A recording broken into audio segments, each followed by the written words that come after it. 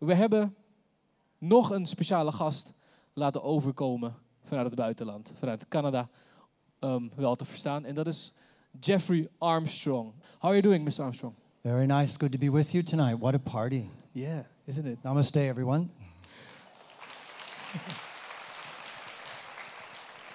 Meneer Armstrong is ook bekend als Kawindra Rishi. En wat hij gaat vertellen, zal ik even kort in het Nederlands vertellen, is hoe je Lakshmi kan realiseren in je leven. This is in Dutch, a small part what you're going to be telling today. I'm not going to say any Dutch, only English, so good luck. Kawindra Rishi, Jeffrey Thank Armstrong. You all know what a coconut is? Someone tell me? White on the inside, brown on the outside. It's a coconut, yeah? So, do you know what I'm called? A reverse Oreo cookie. White on the outside, brown on the inside. For the last 40 years, I've been a Hindu every day, all day long. It's all I do. And so my job tonight is to try to explain your own culture to you in English in a simple, easy to understand and practical way. But first, you probably know my uncle, the astronaut, Neil Armstrong. He's an astronaut of outer space, and I'm an astronaut of inner space. I'm a yogi. I'm somebody who has learned how to live the beautiful knowledge given to me by your gurus. And they are the root of the tree, and I honor them, and I'm the branches. Now, tonight we're going to talk a little bit about Lakshmi. So I would like to start out by telling you some secrets. I think secrets are really important. So one of the secrets of the Indian culture, of the Hindu culture, is your voice. That's why there are so many mantras and so many bhajans and so many kirtans and so many celebrations and so many songs. And having your own individual voice is actually having your power. So what I'd like us to start out with is I'd like to hear your voices. Really big, really strong. Om. Really big. For Chandra Mathura, let's show him what Om really is. Ready? Now remember, it's not O-M, it's O-N-G. It's actually not Om. It's actually Om.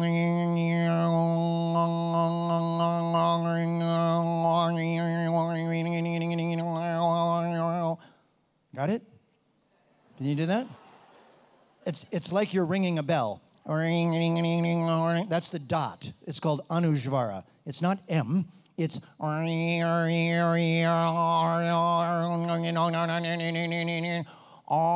okay, ready? I know you can do this. Find your voice. 1, 2, 3. Ong. Ong. Bring it up. Find your voice. Ong. More. Come on, big. Take a deep breath. Keep going. Ong. Open your mouth. Ong. If you're wearing a necktie, take it off. Om. Come on, up. They're looking at me like he's crazy. This is, from your culture, this is the vibration you have to make every day to reboot the computer. Om. That's so you're not listening to the rock music that was played on the radio and all the cells in your body go back to normal. So try it one more time. Om. Big. Om. Come on. Om. You want to come up? No. All right. Now we'll add Shri, because Shri is Lakshmi, right? So Om Shri. Try it. Om Sri Vishnave, Vishnave, Namaha, Namaha. Om Sri Vishnave Namaha. Om Sri Vishnave Namaha. Om Sri Vishnave Namaha. Om Sri Vishnave Namaha. Om Sri Vishnave Namaha. Om Sri Vishnave Namaha. I need your help. No, I'm not going to have you chant. I want you to do something for me. Come on. Don't be, he's afraid. Don't be afraid. Thank you. He's going to be my microphone holder. Okay, good. Follow me around. Okay, so look. This is Vishnu, and this is Lakshmi.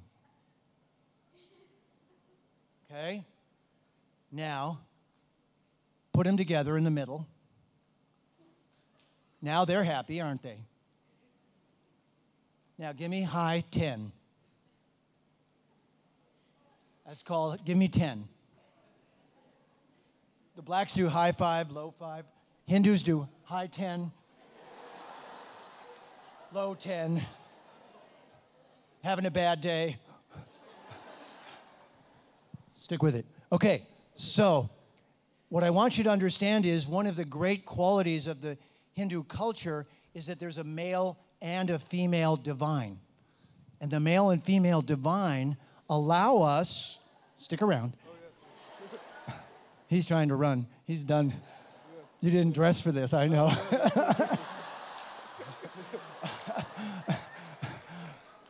The male and female divine, you look good, I'm just kidding.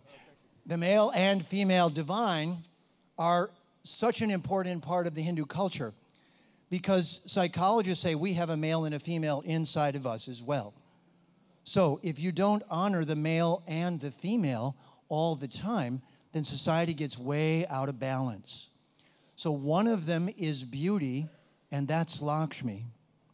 And so she lives in the light. All the beautiful things are possible because we see the light. In Latin, it was called lux, L-U-X. And the English word light came from the Latin word lux, but the word is luxury and deluxe in English. You hear it? Now you hear Lakshmi in there? It's Lakshmi, Lakshmi. Okay, thanks. Oh, yes. Oh, that's it. Okay. Let's give him a hand.